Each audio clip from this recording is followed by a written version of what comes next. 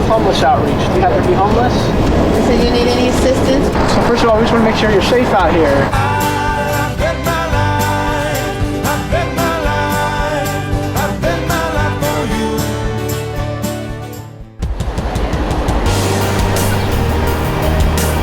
Now this location's been quite active lately. A lot of younger, middle-aged men who hang out at this corner. This ship is a 24/7 thing. It's cyclical, like all year round, holidays. Doesn't stop. Mike, I'd like to see you get help too, okay? So, are you working with somebody to get housing? The regular engagement, the constant checkups. Persistence is a big part of the job, and the staff are good at it. There are folks out there, they're down on their luck because of socioeconomic issues, health or substance abuse problems, but when you look inside, you see the person. There's so much good there that you can't help but feel it and want to work with them. Thanks for talking to us. Good night, guys. All right. Be safe, guys.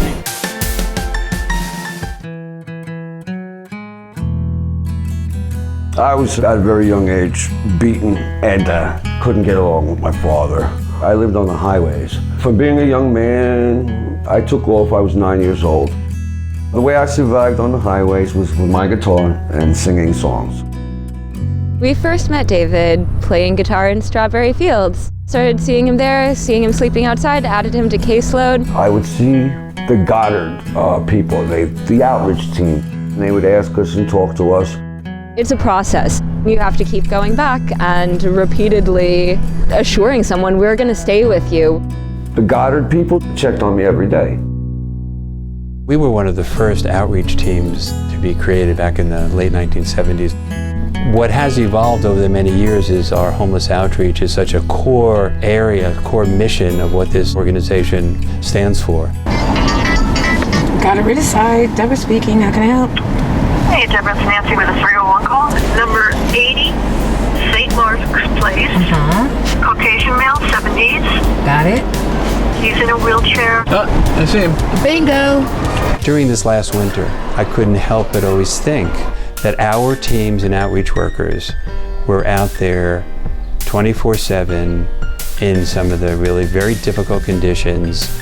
It's brutal, and it was particularly brutal this winter. We actually double the number of teams that we have out there, checking on individuals every 2 hours.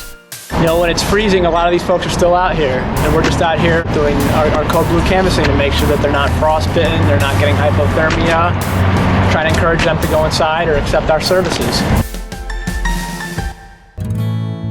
What happened was winter time came and I was very cold, and I waited till I was 51 to become a heroin addict.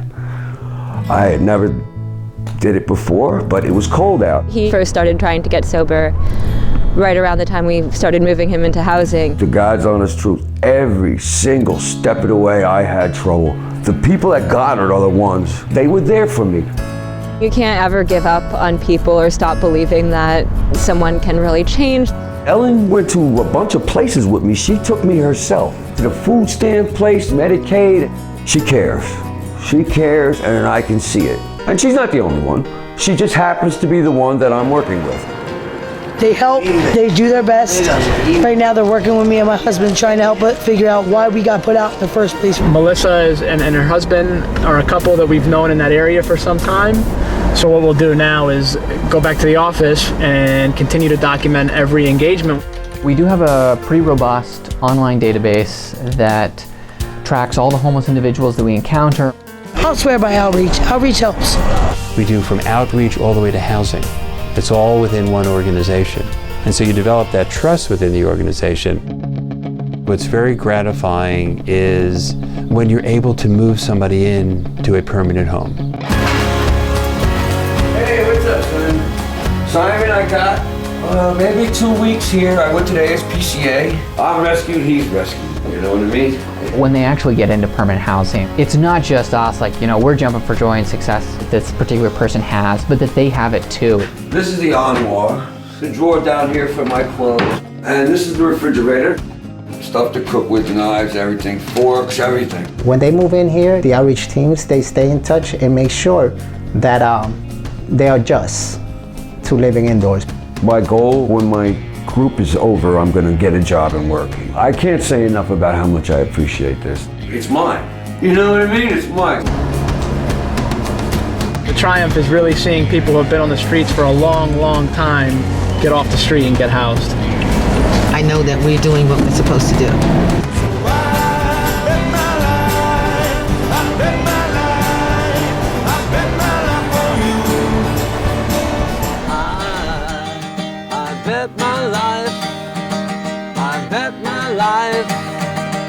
I bet my life on you.